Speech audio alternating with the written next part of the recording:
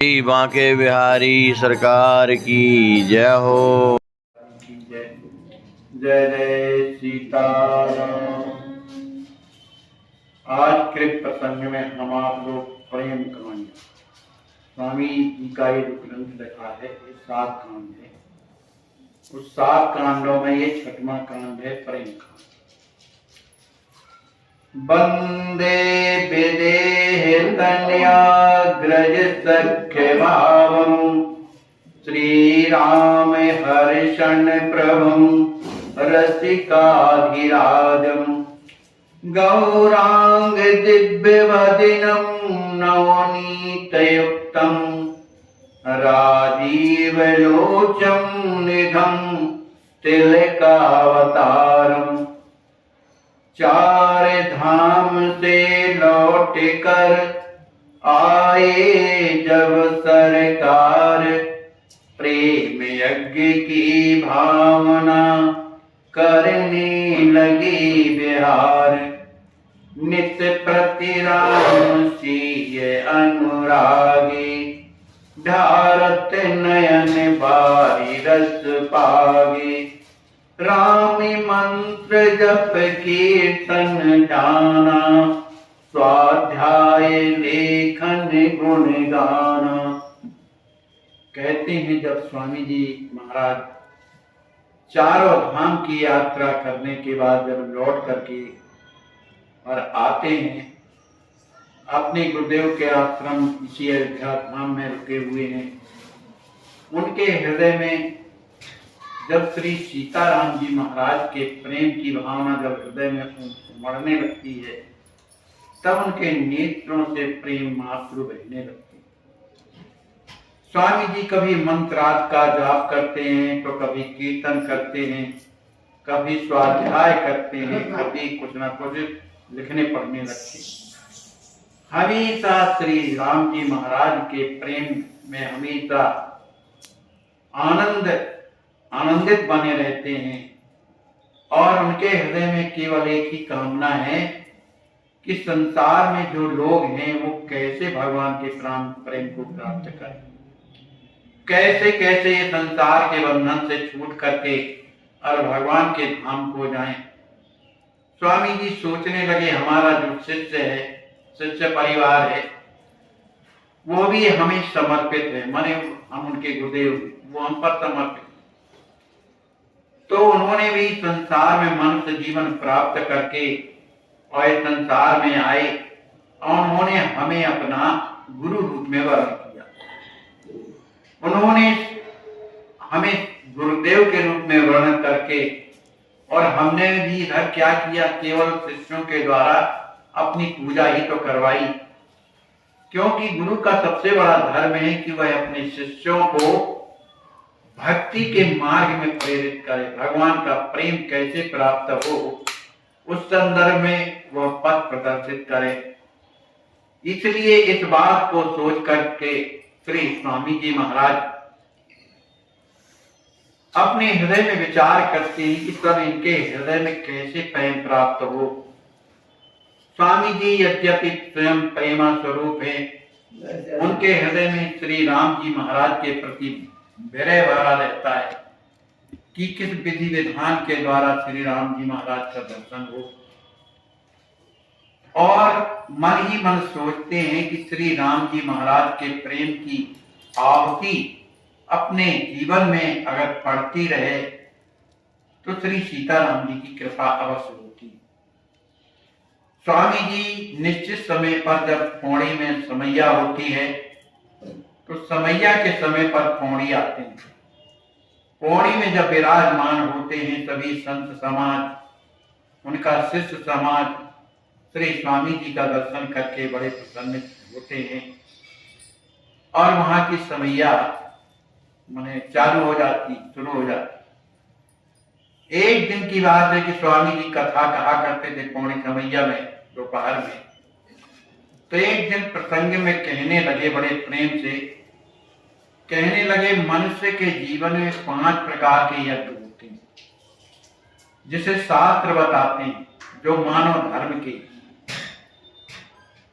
पहला उन्होंने बताया ब्रह्मदेव, माने ब्रह्म यज्ञ, दूसरा देवताओं का यज्ञ, तीसरा माता पिता का यज्ञ, और भूत माने जो अपने जीवन में जो अपने पुरखे थे वो चले गए, उनके प्रति यज्ञ। इस तरह से 5 यज्ञों का वर्णन किया। कहते हैं जो ब्रह्म यज्ञ है वो क्या है? ब्रह्म यज्ञ कहलाता है स्वाध्याय करना, क्योंकि ब्रह्मा के द्वारा ये वेद प्रकट हुए, तो वेदों का स्वाध्याय करना और भी ग्रंथों का स्वाध्याय करने से यह ब्रह्म यज्ञ हो जाता है, क्योंकि उसे ये पता चल जाता है कौन कर्म करनी है और कौन अकरनी है। तो ब्रह्म यज्ञ के द्वारा इस बात का पता चलता है।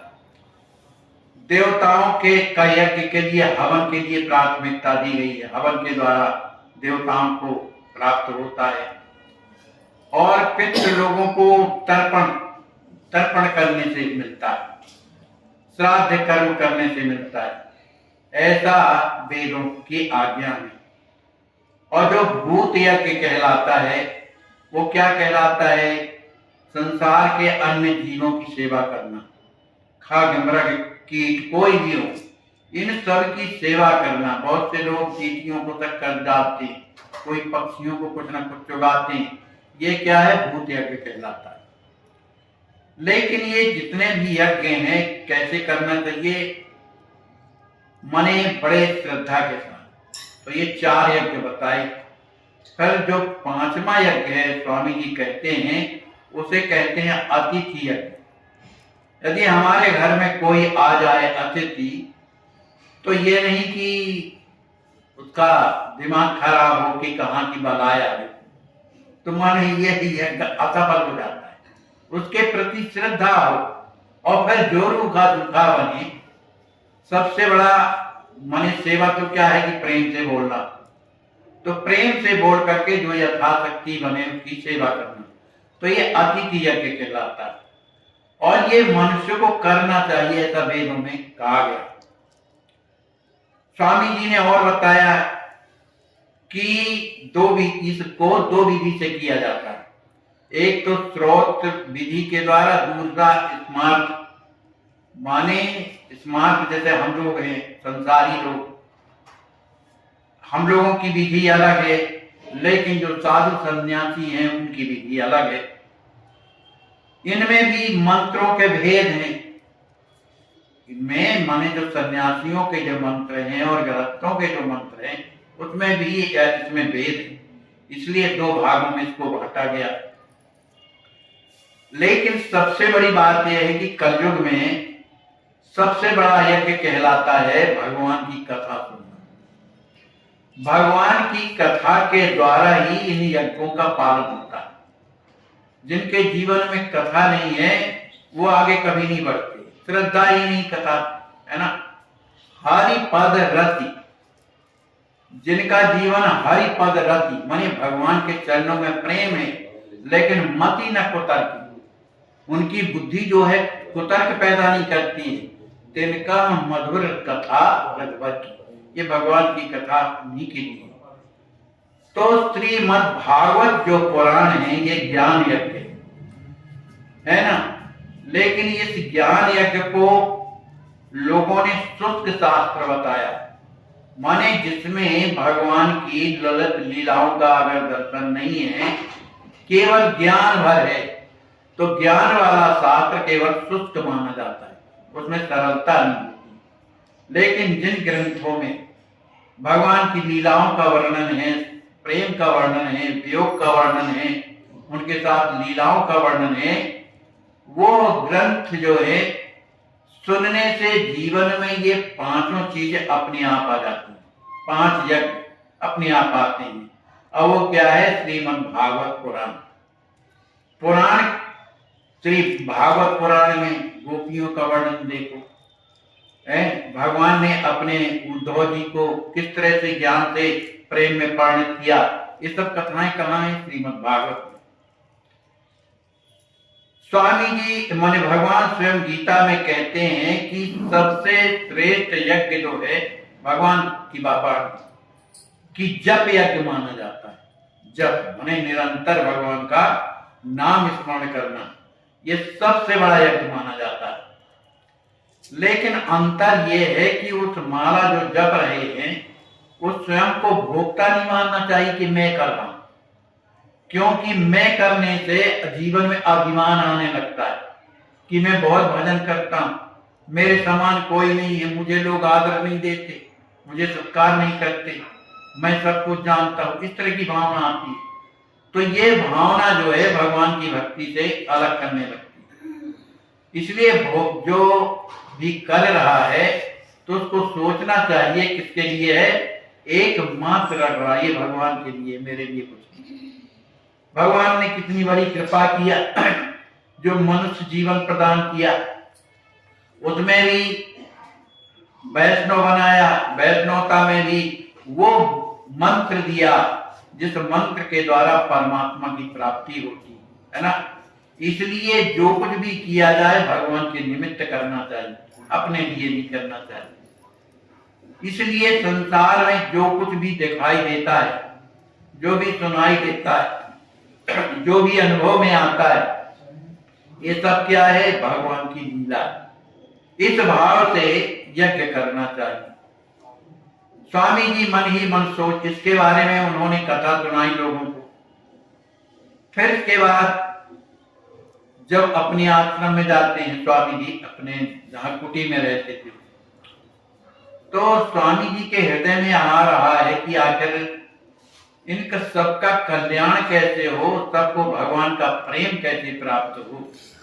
इस पर स्वामी जी महाराज सोचने लगे कि प्रेम तो हृदय में तब आता है जब निरंतर उसके हृदय में जब राम नाम चलने लगता है, जब उसके हृदय की कालिमा धुलती है, तब भगवान से प्रेम होता है।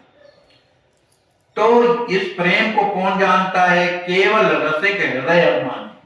जो रसिक लोग हैं, जो भगवान से प्रेम करने वाले लोग हैं, ऐसे ही भक्त इसका अनुभव करते हैं। और भगवान के इस राज्य में जो प्रेम भाव से मानने वाले हो, चाहे वो कितना भी गरीब आदमी क्यों ना हो, चाहे बड़ा भारी राजा क्यों ना हो, भगवान सबको एक प्रेम देते हैं जो चाहता है। भगवान की कृपा इतनी उदारता वाली है कि कोई प्रार्थना भर तो करे कि प्रभु आप कहाँ हो, कहाँ मिलोगे, ऐसी प्रार्थना अगर हृदय से निकल गई तो भगवान वो कालांतर में प्रार्थना को पूर्ण अवश्य करते। इसलिए प्रार्थना करनी चाहिए, चाहे वो कोई भी कीट हो, चाहे जीव हो, चाहे मनुष्य हो, कोई भी हो, सभी अगर भगवान की ओर जाने लगते हैं। कितने का भगवान ने कल्याण किया, गज का उद्धार किया कि नहीं, ग्राह ने पकड़ लिया था, है? ऐसे बहुत देखे जाते हैं कि जो दूसरे जीव हैं भगवान का नाम उच्चारे, भगवान वहां पहुंच गए। तो अगर भगवान का प्रेम एक कण भी अगर किसी को प्राप्त हो जाता है तो मन एकदम प्रेम में भर जाता है। इस तरह से संसार के जितने भी जीव हैं वो सामान्य रूप से भगवान के प्रेम के अधिकारी। लेकिन संसार इतना विचित्र है कि करत सदा प्रभु कारज नाना, इच्छा मात्र देख बलवाना, गजत आप दौड़ कर आए तुरंत गाय के भक्त छुड़ा। स्वामी जी कहते हैं कि भगवान का होकर के लिए प्राणी रात दिन घर का काम करता है, लेकिन उस काम को अपना मानता है। इस कारण, अपने मानने के कारण उसके जीवन में एक अभिमान आने लगता है। और नहीं तो भगवान को देखो, गजराज है, हाथी है, उसने भगवान को, आखिर वो संसारी का तो है, लेकिन उसने भगवान से प्रार्थना की और भगवान दौड़ करके आए, उसे गाय से छुड़ाए। ऐसे कई उदाहरण स्वामी जी देते हैं। मनुष्यों की बात है, द्रौपदी ने प्रभु को पुकारा, भगवान स्वयं चीर बन करके और उनकी रक्षा की। गिद्ध राज भगवान की सेवा में उपस्थित हुए, किशोरी जी का अपने पंख कटा दिए, तो भगवान ने बड़े भाव से उसकी तिलांजलि दी। इस तरह से ये सब क्या है, प्रभु की सेवा। तो मन में आया कि किसी तरह से प्रेम यज्ञ होना चाहिए। रात भर सोचते रहे इसके बारे में कि किस तरह से प्रेम प्राप्त हो, उस यज्ञ की कैसे माने भूमिका बने, लेकिन इस बात को प्रकट नहीं किया किसी के सामने।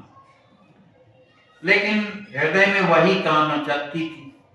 तो एक दिन क्या हुआ कि स्वामी जी विराजे थे और भक्त सब लोग बैठे हुए थे।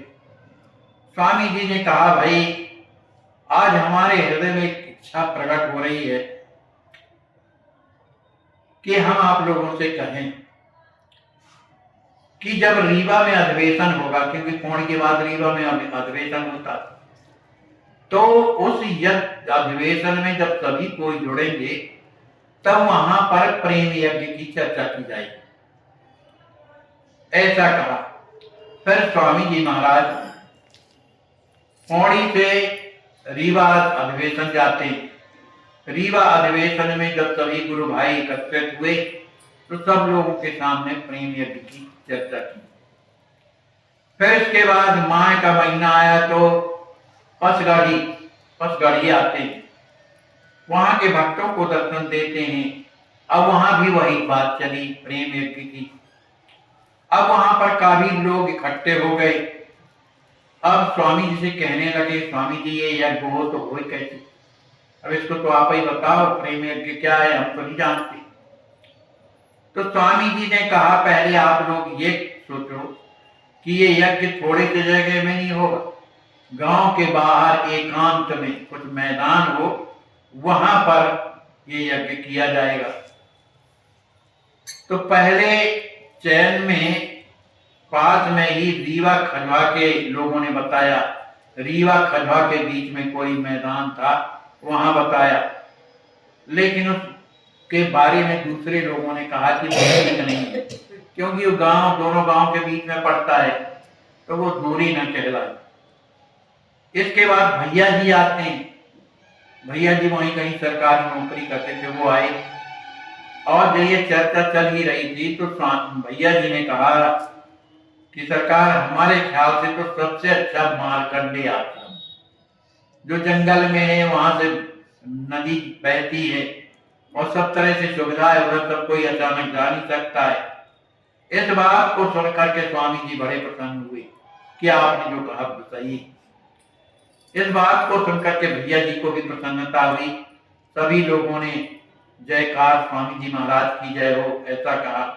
यज्ञ की भूमि निश्चित हो गई और लोग अपने अपने घर चले गए। इसके बाद सभी कोई प्रसाद पाने के बाद रात्रि में विश्राम करते हैं।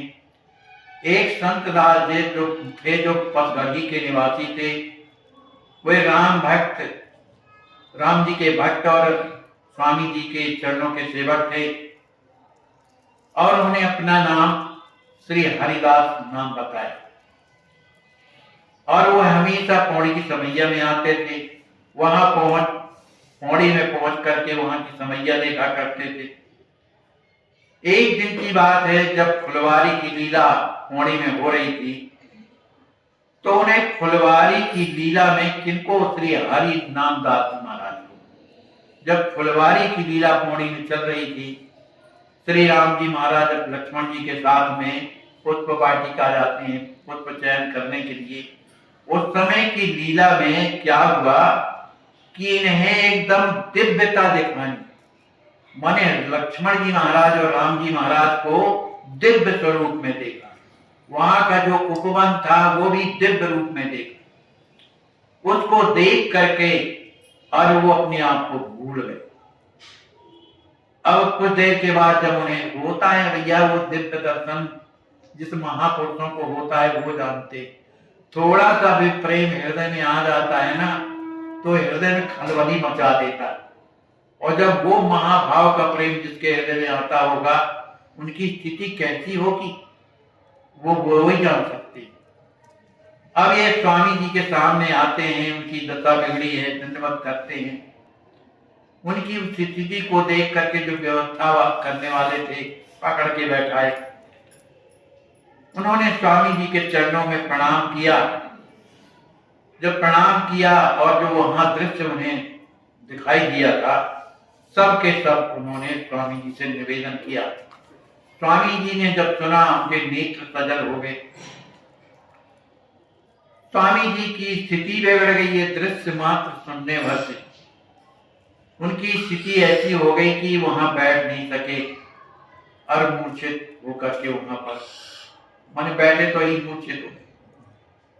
लोगों ने स्वामी जी के आप जहां रहते थे, निवास करते थे, वहां लाते हैं और वहां स्वामी जी को बैठाते हैं। फिर इसके बाद स्वामी जब सवेरा होता है, सरकार जब अपने होश में आते हैं, नित्य नियम करने के बाद फिर भक्त लोग वहां आते हैं और स्वामी जी के पास बैठ जाते हैं। स्वामी जी की सेवा शुरू है, रोजाना पलंगियों का पूजन करना और भी करना, ये सब होता है। उसी समय पर अवध किशोर दास जी आते हैं और अपने गुरुदेव के चरणों में प्रणाम करते हैं। उन्हें देखकर गुरुदेव प्रभु बड़े प्रेम में भर जाते हैं और अपने पास में बैठा देते हैं। स्वामी जी ने उनसे कुशल प्रश्न पूछा, उन्होंने सब अपनी कुशलता बताई, लेकिन स्वामी जी उनके हृदय के भाव को जान गए, मैंने भैया जी के भाव को जान गए और कहने लगे कि आप जो यज्ञ करना है उसके लिए आप कुछ सोचिए समझिए तब यज्ञ होगा। स्वामी जी कहने लगे, देखो यज्ञ से ही सब कुछ मिलता है।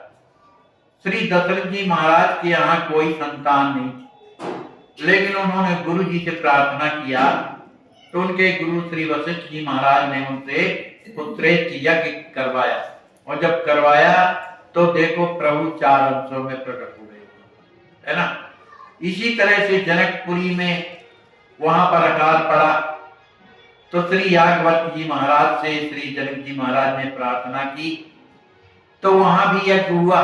उस यज्ञ का परिणाम क्या हुआ कि श्री राज किशोरी जी वहां पर प्रकट हुई।